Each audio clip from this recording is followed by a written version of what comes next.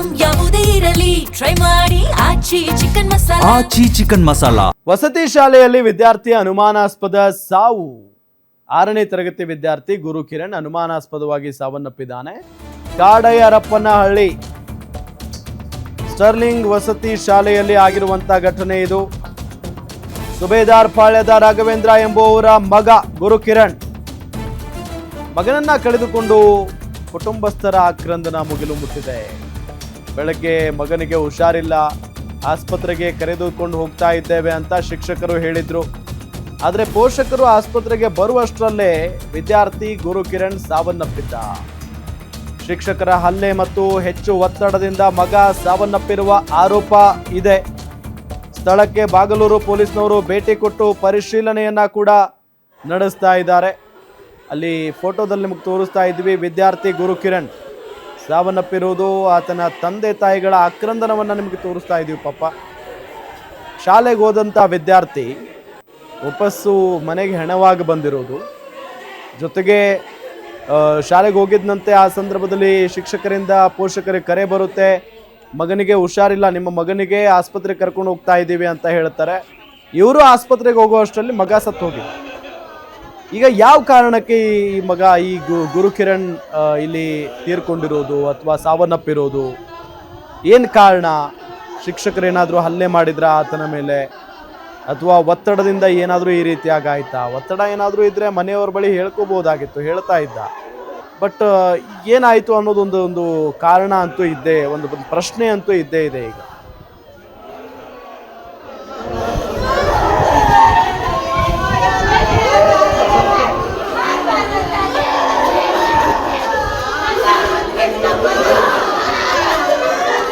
ಹುಡುಗ ಬಂದು ಸುಬೇದಾರ್ ಪಾಳ್ಯ, ಇದು ಸೇರಿಸಿ 1 ವರ್ಷ ಆಗಿದೆ. 1 ವರ್ಷ ಆಗಿದೆ. ಮತ್ತು ನಮ್ಮ ಬೆಳಗಿನ ಜಾವ 6:30 ಫೋನ್ ಬಂದಿದೆ. 6:30 ಫೋನ್ ಬಂದು ಏನಪ್ಪ ಬಂದು ವಿಚಾರಿಸಿ ನೋಡಿದಕ್ಕೆ ಬೆಳಗ್ಗೆ ಇದ್ದೇನೋ 5:20 ವಾಕಿಂಗ್ ಮಾಡಿಸಿದ್ರಂತೆ.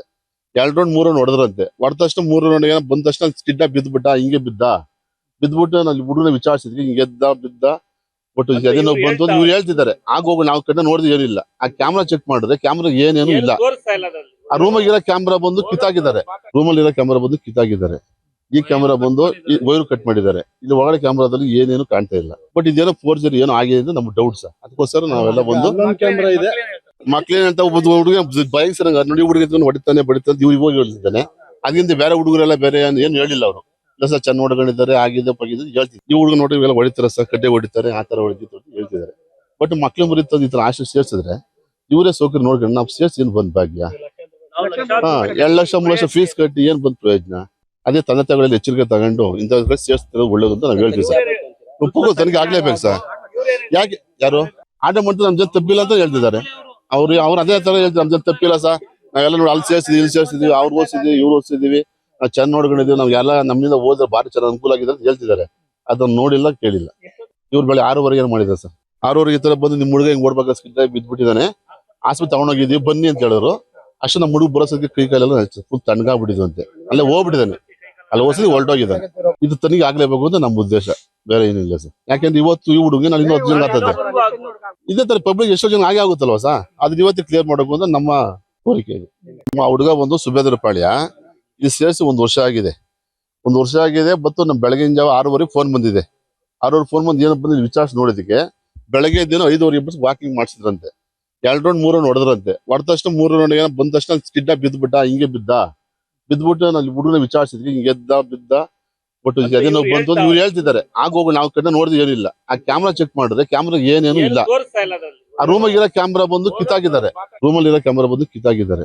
ಈ ಕ್ಯಾಮ್ರಾ ಬಂದು ವೈರ್ ಕಟ್ ಮಾಡಿದ್ದಾರೆ. ಇಲ್ಲಿ ಒಳಗಡೆ ಕ್ಯಾಮ್ರಾದಲ್ಲಿ ಏನೇನು ಕಾಣ್ತಾ ಇಲ್ಲ. ಬಟ್ ಇದೇನೋ ಫೋರ್ಜರಿ ಏನೋ ಆಗಿದೆ ಅಂತ ನಮ್ಗೆ ಡೌಟ್ಸ್. ಅದಕ್ಕೋಸ್ಕರ ನಾವೆಲ್ಲ ಬಂದು ಕ್ಯಾಮ್ರಾ ಇದೆ ಮಕ್ಳೇನಂತ ಒಬ್ಬ ಹುಡುಗ ಬೈಕ್ ಸರ್ ನೋಡಿ ಹುಡುಗ ಹೊಡಿತಾನೆ ಇವ್ರು ಹೋಗಿ ಹೇಳ್ತಿದ್ದಾನೆ. ಅದರಿಂದ ಬೇರೆ ಹುಡುಗರೆಲ್ಲ ಇದೇ ವಿಚಾರಕ್ಕೆ ಸಂಬಂಧಪಟ್ಟಂತೆ ಡೀಟೇಲ್ಸ್ ಕೊಡ್ತಾರೆ ನಮ್ಮ ರಿಪೋರ್ಟರ್ ಮಹೇಶ್ ಸಂಪರ್ಕದಲ್ಲಿದ್ದಾರೆ. ಮಹೇಶ್, ಯಾವಾಗ ಆಗಿರುವಂತ ಘಟನೆ ಇದು? ಆ ವಿದ್ಯಾರ್ಥಿಯ ಸಾವಿಗೆ ಅಸಲಿ ಕಾರಣ ಏನು ಅಂತ? ಎಸ್ರಾಮ್ ಏನು ವಸತಿ ಶಾಲೆಯಲ್ಲಿ ವಿದ್ಯಾಭ್ಯಾಸಕ್ಕೆ ಹೋಗೋ ಟೈಮಲ್ಲಿ ಏನು ಬೆಳಿಗ್ಗೆ ಸಾವನ್ನಪ್ಪಿರುವಂತ ಘಟನೆ ಬಾಗ್ಲೂರು ಬಳಿ ಇರುವಂತ ಸ್ಟರ್ಲಿಂಗ್ ಸ್ಕೂಲಲ್ಲಿ ನಡೆದಿರುವಂತದ್ದು. ಅಂದ್ರೆ ಅವರು ಪೋಷಕರು ಹೇಳ್ತಾರೋ ಮಾಹಿತಿ ಏನಂತಂದ್ರೆ, ನಮ್ಗೆ ಬೆಳಗ್ಗೆ ಫೋನ್ ಬರುತ್ತೆ, ಹಿಂಗ ನಿಮ್ಮ ಹುಡುಗನ್ನ ಮೈಗೂ ಹುಷಾರಿಲ್ಲದ ಕಾರಣದಿಂದಾಗಿ ನಾವು ಹಾಸ್ಪಿಟ್ಲ್ಗೆ ಅಡ್ಮಿಟ್ ಮಾಡಿದ್ವಿ, ತಾವು ಬನ್ನಿ ಅಂತ ಫೋನ್ ಕರೆ ಬರುತ್ತೆ.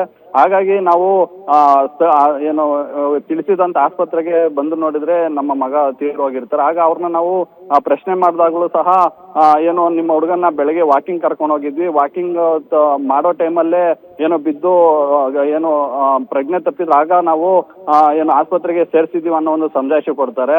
ಹಾಗಾಗಿ ಅವರು ಸಹ ಅಲ್ಲಿ CCTV ಕ್ಯಾಮೆರಾಗಳನ್ನ ಚೆಕ್ ಮಾಡಿಸಿದಾಗ ಅಂತ ಒಂದು ಘಟನೆ ಅವ್ರ ಕಣ್ಣಿಗೆ ಬೀಳಿರೋದಿಲ್ಲ. ಮತ್ತೆ ಅವರು ಆಸ್ಪತ್ರೆಗೆ ಭೇಟಿ ನೀಡಿ ಪರಿಶೀಲನೆ ಮಾಡಿದಾಗ ಅವರ ಮಗ ಸಾವನ್ನಪ್ಪಿರುವಂತದ್ದು ದೃಢ ಆಗಿರುತ್ತೆ. ಆದ್ರೆ ಪೋಷಕರು ಆರೋಪ ಮಾಡ್ತಾ ಇರುವಂತದ್ದು ಏನು ವಸತಿ ಶಾಲೆ ಶಿಕ್ಷಕರೇನಿದ್ದಾರೆ, ಆಡಳಿತ ಮಂಡಳಿ ಏನಿದೆ, ಇಲ್ಲೇ ಒಂದು ಅವ್ಯವಸ್ಥೆ ಆಗಿ ನನ್ನ ಮಗ ತೀರೋಗಿದ್ದಾರೆ, ಹಾಗಾಗಿ ಹೆಚ್ಚಿನ ತನಿಖೆ ಆಗ್ಬೇಕಂತೇಳಿ ಈಗ ಏನು ಆಗ್ರಹ ಮಾಡ್ತಾ ಇರುವಂತದ್ದು.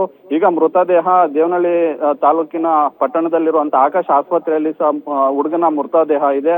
ಆದ್ರೆ ಮೃತದೇಹವನ್ನ ವಾಪಸ್ ತಗೊಂಡು ಹೋಗ್ಲಿಕ್ಕೆ ಪೋಷಕರು ಹಿಂದೇಟ್ ಆಗ್ತಾ ಇದ್ದಾರೆ. ನಮ್ಗೆ ನ್ಯಾಯ ಬೇಕಂತೇಳಿ ಆಗ್ರಹ ಮಾಡ್ತಾ ಇರುವಂತದ್ದು. ಈಗ ಬಾಗ್ಲೂರು ಪೊಲೀಸ್ ಠಾಣೆ ವ್ಯಾಪ್ತಿಯಲ್ಲಿ ಘಟನೆ ನಡೆದಿರೋದ್ರಿಂದ ಅಲ್ಲಿ ದೂರನ್ನ ದಾಖಲಿಸಿದ್ದಾರೆ. ಈಗ ಪೊಲೀಸರು ಹೆಚ್ಚಿನ ತನಿಖೆಯನ್ನ ಮಾಡ್ತಾ ಇರುವಂತದ್ದು. ರಾಮ್, ಥ್ಯಾಂಕ್ ಯು ತಮ್ಮೆಲ್ಲ ಮಾಹಿತಿಗಾಗಿ.